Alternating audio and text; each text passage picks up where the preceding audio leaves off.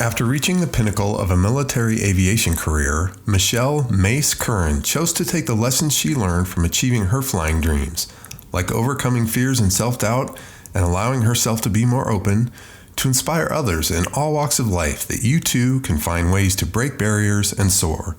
You'll be inspired by Michelle's humility and passion. So let's take off on this episode of Making Our World Better. Welcome to the Making Our World Better podcast, where you will find motivation and encouragement through lively conversations with inspirational people who every day are making our world a better place. Now, here's your host, Jay Clark. Welcome to the podcast. I am Jay Clark, and as a complete aviation groupie, I'm geeking out and am thrilled to host a conversation with Michelle Mace Curran, an aviator who has reached the pinnacle as a fighter pilot with the U.S. Air Force and has since dedicated herself to inspiring others through the company she founded, Upside Down Dreams. Michelle served as a fighter pilot for 13 years in the U.S. Air Force, which culminated with her being the only female pilot for the U.S. Air Force Thunderbirds from 2019 to 21. Before joining the Thunderbirds, Michelle was a combat-proven fighter pilot completing missions across Europe, Asia, and the Middle East. As only the second woman to ever fly lead solo for the Thunderbirds, Michelle realized the flying was cool, but the best part was inspiring others to overcome their fears and pursue their dreams. Since transitioning out of the military, she has founded her company Upside Down Dreams and is committed to empowering men and women of all ages to overcome obstacles and the fear of failure. She has inspired thousands through her passion for breaking barriers and setting the example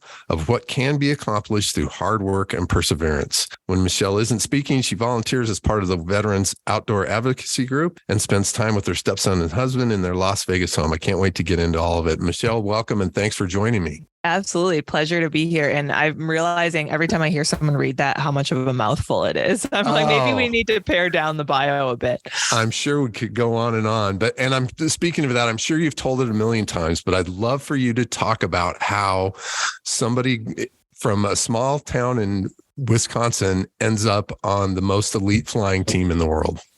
I always joke that I kind of stumbled into it, because I think a lot of people, especially once I became a Thunderbird, they imagined that I grew up in an aviation family, right? And I was been going to air shows, saw the team fly as a kid and, knew at that moment, which is a story for a lot of people and is one of the really cool things about being a Thunderbird. So you get to impact people like that.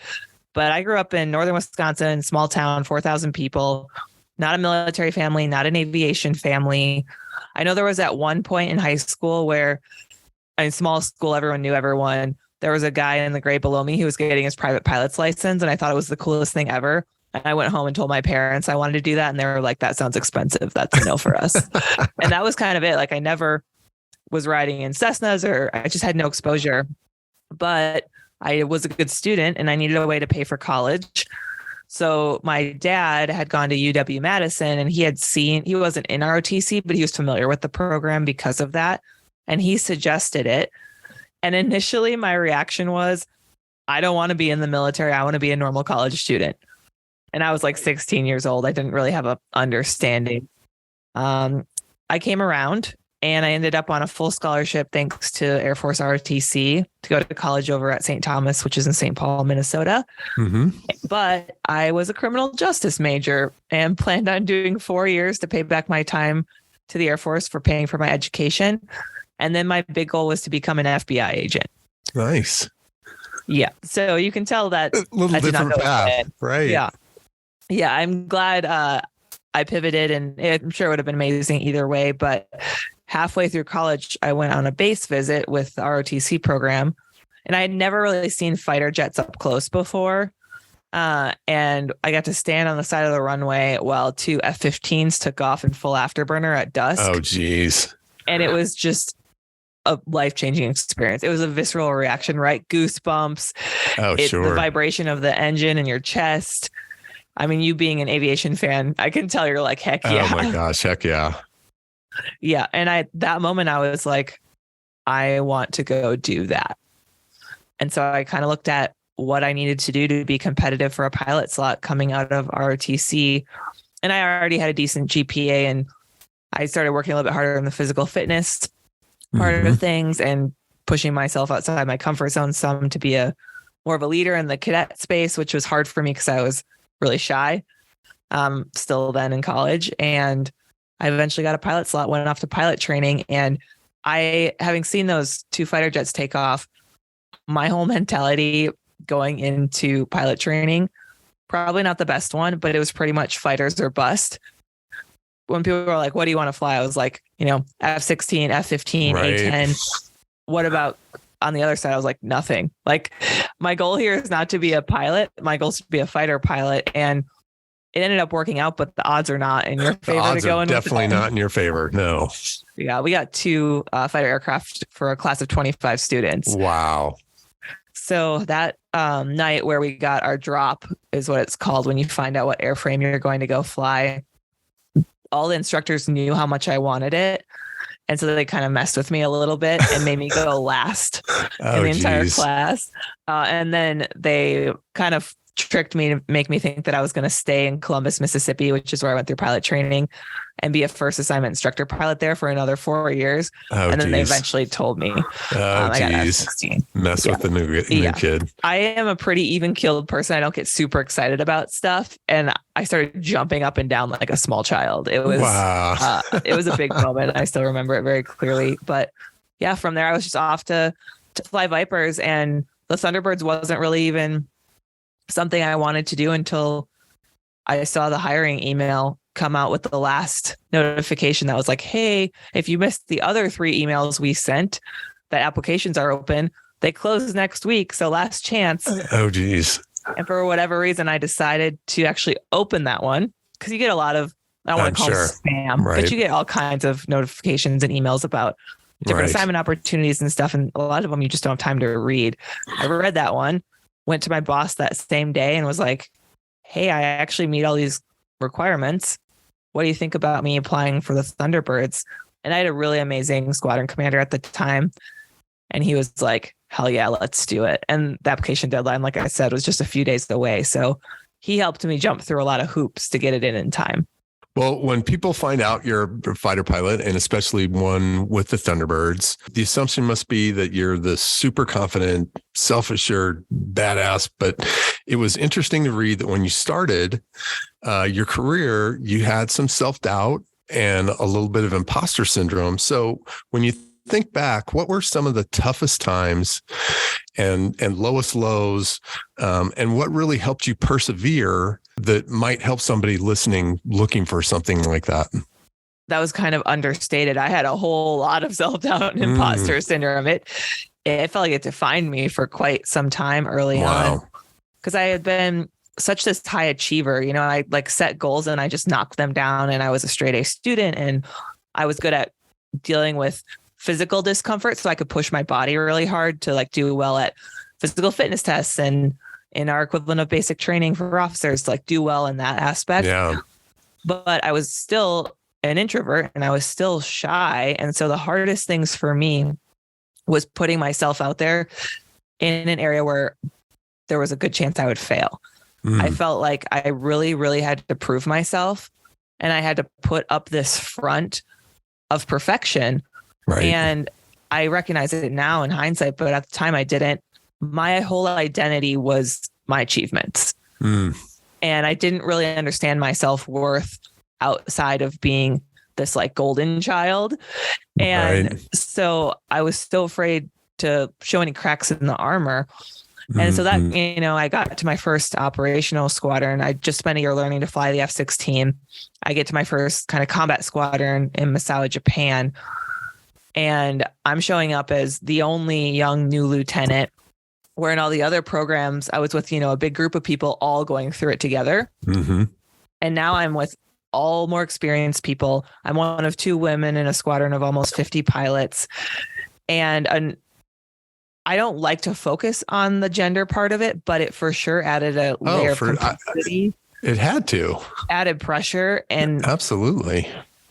I think an additional pressure to not only prove myself, but to prove women in the whole career field in general. Right. That's a lot of weight to carry, right? You're saying I'm carrying it for women. And I didn't think of that like consciously at the time, but I recognize it so clearly afterwards that I thought anything that I did wrong, any mistake I admitted or made would now be the reputation for any woman who followed me afterwards. So, if I do bad at, air to ground or whatever the random skill set is, now they're like, female fighter pilots suck at insert skill. And it's a shame that that's how it is, but I've seen it happen again and again throughout my career where people would be talking about another female pilot. And even if it wasn't especially bad, they weren't being especially harsh, they were talking about it when they wouldn't have been talking about it at all if it had been a man. And so it just gets frustrating. But I don't want to go too much down that path because we could do a whole episode just on that. Exactly. But yeah, that time was rough. I spent about 3 years feeling in over my head, like I didn't have an identity. I had to pretend to be this like Tom Cruise style maverick, of course, fighter pilot, which is not accurate to the culture, really. It may be from an outsider's perspective, but not from the inside. And once I recognized that and was willing to just kind of be myself and be willing to take a little bit more risks as far as, hey, I might fail at this, I just grew so fast. And it was like I was a completely different person 2 years later. To me, it sounds like it finally came down to being a little vulnerable, right? That could help anybody in any position. The daughter who's went to almost an all-male engineering school, had a lot of the same pressures and everything else. And I think when she finally got to that point where she was a little more vulnerable to say, hey, if I mess up here, it doesn't define me. Is that kind of what turned it for you? Yeah, absolutely. And that's one of the big things I speak about now is how vulnerability is actually a superpower, and you can't really step into your full potential until you're willing to put yourself out there, not knowing what the result is going to be. Right. And I asked a lot, what, if you could give yourself advice back in that time, like what would you do differently? And I think one of the big things was because I had those walls up of perfection, I kept people at arm's length. And there were so many people who wanted to mentor me and would have been willing to have like conversations about, more in-depth stuff about how I was struggling and give me advice. But if they came to me and were like, how's things going? I would be like, good, fine. I'm not going to put that wall down and let them in. And so that really hampered my progress for quite a while. And once I realized that, one of the biggest gifts has been all of the people that support each other. And they have really helped me, go into the Thunderbirds, that boss I mentioned. And then once I was there, a lot of other female pilots who had come before me, I guess not a lot, I was the fourth one, but those that had come before me, they were just so willing to lend an ear and talk about things that were so specific to being a woman in that role. And I could not have done it without that support. And that's what I'm trying to do now, is to help others from the other side, lift them up. So was there kind of an aha moment, or was there a point you can look back on and go, that's when I really started to think I need to be a little more vulnerable here and let some more folks in here to support me? Yeah. So I spent 3 years in Japan, and I struggled with this stuff that entire time. I moved to my next base, which was in Fort Worth, Texas. And I kind of had this realization. I wasn't happy with how the last assignment had gone. And it was my first one, right? I had this idea of what my career would look like. And it turns out it wasn't aligning with that. It wasn't, I think I had this misconception that being a fighter pilot was like just flying the airplane. And it was a lot more to it. You romanticize it. It is extremely technical and complicated, and the amount of knowledge you have to be proficient at with all the different tactics and systems. Again, criminal justice major. A lot of my peers were engineers. Yeah. I realized how difficult of a career I was stepping into. And I think now that I'm sharing this so vocally on LinkedIn and in my speeches and stuff, a lot of doctors have reached out. And they were like, I felt that exact same way in med school. Oh, wow. They're like, I had this image in my head when I was a kid of, I want to be a doctor someday and what that looked like. But I didn't really have a full concept of how difficult it was going to be to get there and how much I would feel like I didn't belong there for quite some time. And I think that's normal when you step into a really challenging career field. I just didn't have that perspective at the time. When I moved to Texas, I kind of gained that perspective, and that squadron also had a lot different culture than my first squadron. I don't want to get too much into the military terminology, but it was a reserve squadron, but they brought in a small group of active duty pilots kind of through this exchange program. And I was one of them. So I was still on active duty, but because it was a reserve squadron, most of them were a little bit older. These were all like majors, lieutenant colonels who had done their 10 years on active duty or had grown up as a reservist. And so they were very experienced. Several of them were weapons school graduates, which is like the Air Force's equivalent of Top Gun. Yep. So this is a group that was really, really skilled. Their average skill level was much higher than most squadrons. And I think they created this amazing environment where you didn't have to prove yourself. They were just confident in their abilities, but then they weren't arrogant. And I started to feel I guess, a lot more comfortable in that environment. And it kind of gave me the courage to change my mindset, and actually made a literal promise that I was going to start forcing myself to say yes to those things that I knew I should go do, or that I really wanted to do, but that also came with that feeling of doubt and they're scary. And I started small. So I think a lot of people are like, oh, and then you just decided to be a Thunderbird pilot. Right. There was 3 years of growth there that happened. And honestly, where I first started was in my hobbies. And that sounds kind of funny, but I had all of these kind of extreme hobbies that I had always been interested in, but they were outside my comfort zone. They had barriers to entry, like skills and equipment and all this stuff that was needed. Right. And I suddenly was just like, why not me and why not now? And so I started running marathons. I got into technical mountaineering and rock climbing. I went to Nepal, which was just an amazing trip. By myself, and then I joined up with a group of strangers, and we did a Everest Base Camp trek, which is just walking at altitude. It sounds very intense. It's not. It's beautiful though, and all of those things ended up being amazing, and so much growth came from each of them, and that started to give me confidence on the professional side. And I started to be willing when they're like, "Hey, we need someone to lead Project X. We need someone to take this on." I still got this, but I would get that feeling in my stomach like, oh no, a lot of responsibility comes with that. A good chance of failure comes with that.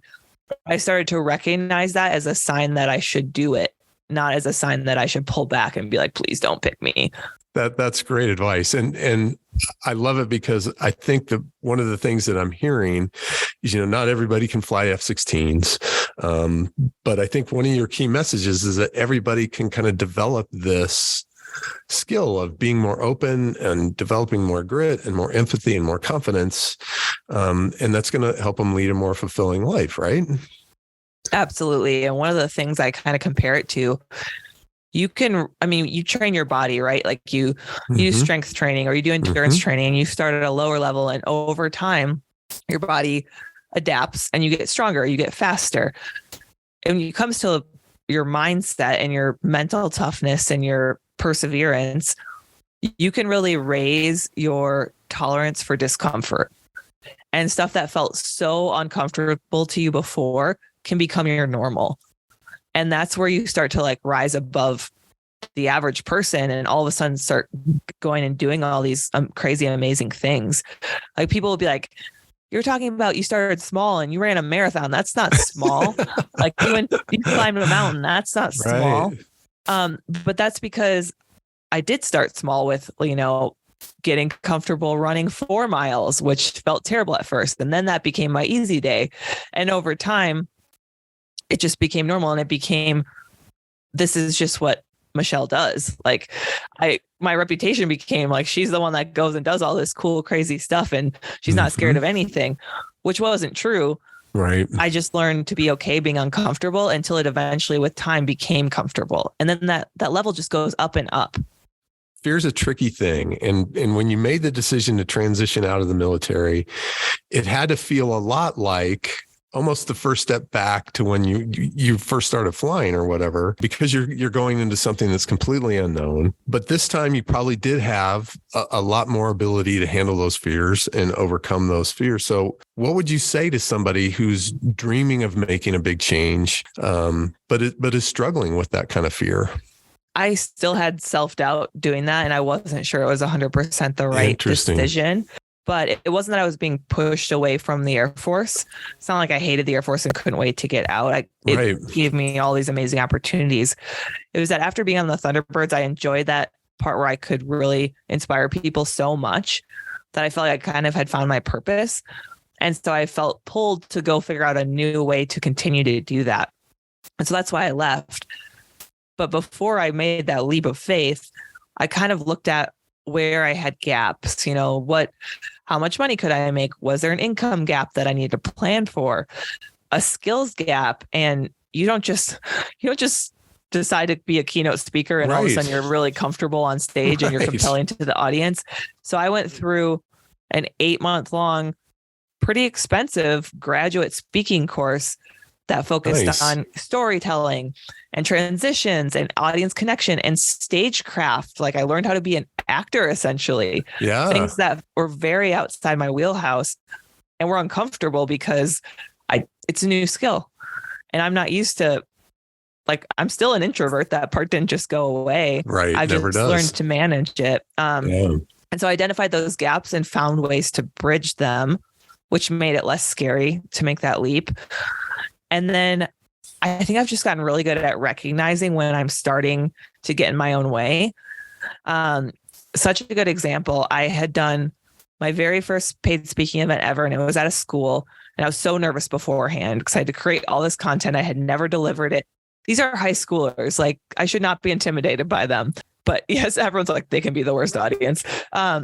It went great. And literally a week later, I get a call from a contact I had. And she was like, hey, my company, which is a national, actually it's international company that everyone would know. My company is having a sales meeting next week in Denver. They want you to speak at it. And I was like, oh, that's like 7 days from now. And it's for a corporate audience. And these are like company leaders. These aren't people my age. They've been in the business world forever. Mm-hmm. They're all very accomplished. And she was like, yep, they're going to pay your full fee. They're going to fly you out to Denver, all this stuff. And I'm like, I had this initial gut drop where I was like, sure. Oh, crap. And I remember having like my heart rate go up and being like, I should tell her I'm unavailable. Like, that's just not enough time to get ready. And then my previous experiences have allowed me to recognize that. And I took a step back and I was like, you would be an idiot to not take advantage of this opportunity. You're literally trying to build a speaking business. Here it is on a silver platter. Why would you even consider making up that you're busy when you're not? Like, even if I was busy, clear the calendar, make it happen. Yeah. I went and I was really nervous, of course, but it went well and it's led to more things. And now I'm much more confident and comfortable in the space with almost a year under my belt, but I'm not immune to those feelings. I think I just have perspective on them. But it's such a great lesson to anybody listening that, don't be afraid to take that step if it's something you're dreaming about. And I love the whole thing about how, I'm super nervous, but I'm still going to do it because, when we get to the other side, that's what we're dreaming about. But what are some of the greatest leadership lessons or greatest lessons learned over your career that you think are really going to help you now as an entrepreneur? Because this is the road less traveled. I mean, you could have probably had any assignment you wanted in the Air Force, but to step out on your own and be an entrepreneur, that takes some nerve. But what are some of the lessons that you think are really going to help you in this new area? I think it's just my willingness to just create my own success. I'm hustling. I'm working, 7 days a week, at least part of the day on even the weekends. Mm-hmm. And people are like, I've had a few people that are like, oh, you were a Thunderbird pilot. This just kind of naturally fell into your lap. And I was like, I don't know if you realize what goes on behind the scenes to actually get people to hire you for high ticket keynotes and be on a stage in front of thousands of people. Like that does not just happen. So some of it's the work ethic, the willing that, hey, I'm just going to grind and it feels normal to me. I can't imagine not doing that. Like, if I really want to go do this, I can't imagine not fully committing to it, which is just my normal. But I've had a lot of people on the business side be like, geez, you're just like going full throttle. I was like, isn't that what everyone does? And they're like, no, it's not.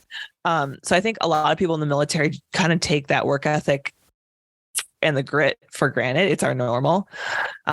So anyone that's looking at hiring veterans, it's a common trait among us. So there's like a lot of value there with bringing on military people.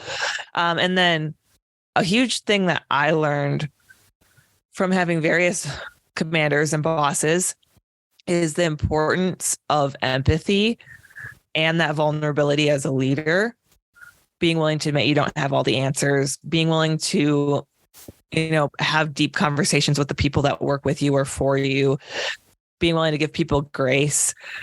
And I think that's translated so well into communication as an entrepreneur that I'm not afraid to ask for what I want or need, but I also am willing to work with people and be flexible and give them grace when something doesn't go right and just kind of roll with the punches. And even if I'm like, well, I wish that would have gone a little bit differently, it's already happened. Getting mad at them and making them feel bad does not help the situation. And I think just that perspective, people actually enjoy working with me, which is a huge reputation to have when you're an entrepreneur. Well, that's great lessons for anybody that's leading in any type of business. But as you travel all over the world and speak, what really gives you hope for the future and keeps you excited about doing what you're doing? Two parts. When I stand on the stage and I can actually see the people in the audience on their faces, I can see it resonating with them. It's so rewarding. It's so cool to see. But even more after a speech, I'll usually hang around for a bit and quite a few people will come up afterwards. And the people that say that came at the perfect time, I felt like you were talking right to me. Like there's no awesome. Better compliment that you can get as a speaker than having multiple people come up and tell you that. Because having been on the other side when I was in Japan, I know how much that one message that really goes straight to the thing you're struggling with, how much that can affect you. And when they see a fighter pilot or a Thunderbird pilot on the itinerary for a speaker, I think people come in with some preconceived notions of what it's going to be like, especially after Top Gun coming out again, right? Having such a huge following. And I think they're shocked or surprised by what I actually talk about, but in the best way. They're like, you're relatable and you're talking about things that go right to my heart. Like I feel like we're having a friend conversation, and that's so cool. Cause that's what I want. I never want to be on this pedestal and feel like I'm looked up to in a way where people don't feel inspired, but they feel like it's something they could never strive for. Not necessarily being a fighter pilot, but excelling and chasing down whatever their big goal is. And to be able to impact people in a positive way is so rewarding. Well, again, I think it's the road less traveled to really take what you're doing and want to pay it forward and give it to other people. So I applaud you for that. But as we wind down here, I got just a few more left. One I always like to ask is, what is something you will read, listen to, or watch today? Oh, I'm a heavy consumer of podcasts. I have a few favorites. So this is not going to be helpful to people. I do like true crime podcasts. It's probably that criminal justice major thing coming back. Yep. But I really love the Jordan Harbinger show. It's pretty well known, but he just brings on the most interesting experts in all different career fields. And I really love his ability to kind of deep dive into like the division in society and all these different topics without going down some political road and without inserting his opinion too much. He like brings in experts. I don't know. It's just so refreshing and it's so interesting. And it's all kinds of things. I think he just had a guy on from Egypt who's an archaeologist, but he'll have people on from China talking about all the political things that are changing there. And he'll talk about Ukraine and he'll talk about unrest in the US and he'll talk about relationships. And I find it just a really cool way to kind of broaden my horizon. And these names pop up of experts when sometimes their interviews, I'm like, that came at the perfect time. I feel like they're speaking right to me. And then I'll maybe go get their book and dive into it further. So I guess props to Jordan for the amazing guests he gets. I've been reading Ryan Holiday, which again, really well known. The Obstacle is the Way. And there were many things in there where I was like, that is exactly what I'm trying to impart on my audience, but he says it really eloquently. And so it's just been really rewarding to read that as well. So those are two big ones. Can you say who's been a real role model for you throughout your career, or somebody that's been a role model to you as you stepped out to be an entrepreneur? It's been a lot. The female fighter pilot community is so small. It's only it was about 2% when I first came in. It's probably closer to 3% now. So it's going up, but slowly. And so there were many women throughout my career who were a few years ahead of me, who were really just key mentors once I was willing to make those connections. And one of them that's been just a gift to have open communication with is Fifi Malakowski. She was the first female Thunderbird pilot ever back in 2005. That's a small club. It is. And the fact that she was the first, I have appreciation for how much pressure, because I know how much pressure was on me as the only one while I was there. I can't even imagine the pressure she dealt with then. But she's also now a full-time keynote speaker. And she's been doing it for about 5 years, and she does so well. And people always rave about how amazing she is. And so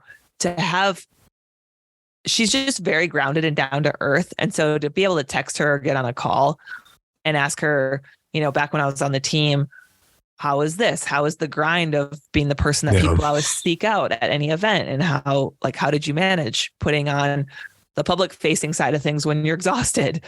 So then, and then again, now even more so as I've transitioned to an entrepreneur, everything from like the nitty gritty of how did you manage contracts or sales or whatever, but to the bigger picture of like, why do you do this? Why have you done it for 5 years? Like, what is fulfilling? So she has just been amazing. And the fact that we kind of aligned multiple times with careers. She's just a great human. And I really appreciate that she's always willing to lend an ear. Well, it's interesting. And your new role can't be that dissimilar to when you first became a pilot. It's like, there's so much more to just speaking than just getting up on stage. Oh, the whole business side of it was, it was like two parallel struggles going on. Me developing my content and feeling comfortable in the delivery, and like my message was really resonating with people. So that's kind of the creative side that I really enjoy. And then the business side where I'm like, how the heck do I work QuickBooks and contract red lines and find should I event sign planners, this? right? And how do I get sales? Yeah. And so that part I don't enjoy as much. I finally found my footing, I would say around late summer last year. So I started in March. So several months in, where I was like, I need to hire some help. And I hired a couple people that were very familiar with the speaking industry, which was painful at the time because I didn't have a lot of cash flow, but it has paid dividends. They've been, talk about amazing mentors. They've just been wealths of information for me. And they're kind of the two that I go to. And I'm like, hey, this opportunity came up. What do you think? And they always have the most intelligent questions about like, well, what's their plan with this? How are they going to use this? And I'm like, I would have never thought to even ask those things. So again, reaching out for help. I might be a solo entrepreneur as far as I have an LLC, but I am definitely not just forging out there alone. I have all of these people that are supporting me. So I have to ask, where does Mace come from? I always get this question. So I'm sure in fighter pilot tradition, we only share our call sign stories in person. And I think, fair enough. I think so. It used to be we only share them in person over a beverage, and I think that was just a ploy to get free beer. But I actually tell the story in my keynote, the whole story. It is the call signs are based on a mistake that you made. Oh, geez. When you're a new pilot, so they sound cool, but they're not based on a cool experience generally. Oh, funny. And I won't tell you what it is an acronym. I won't tell you what it stands for because I'll save that for my keynote. But I will tell you, I went supersonic when I wasn't supposed to. And it was a whole misexecution of how I should have been flying the jet and a bunch of mistakes that are typical to young pilots. But at the time, I felt like I was the worst pilot ever and I wasn't good enough to be there. So well, that's some good inside scoop on how we get call signs. That's awesome. My last one, if anybody is interested in learning more about you, hiring you for a keynote, learning more about your business, what's the best way to find you? Yeah, absolutely. So if you want to inquire about speaking stuff, which would be amazing, just Mace Curran, just my call sign, my last name.com. And all those emails come into me and my team. I do a lot of content on LinkedIn, which is just Michelle, then my call sign in quotes, Mace Curran. The newsletters are awesome, by the way. Yes. I spend a lot of time on the newsletters, and I always feel a big responsibility to really deliver something that's valuable. So I put out newsletters every 2 weeks. And then I also put out content 5 days a week on LinkedIn. And this isn't a selfie and like dream big. This is longer form content where I take experiences that are really unique to my career and the lessons, a lot of the stuff we talked about today, and I translate them to something you can actually learn from. And it's been fun. It's been a lot of work, but also most of my business comes from LinkedIn. So it definitely pays off. So if you're interested on the thought leadership stuff, personal development, leadership, any of that, LinkedIn is definitely the spot to follow. And I can say, as an aviation dork, I started following it, but it is so far beyond that. The content is awesome. Michelle, thanks so much. Godspeed. The best is yet to come for you. I see great things for you. And thanks so much for being with me. Oh, I appreciate it. This is a fun conversation. Thanks for listening, and thanks to Michelle for sharing her story.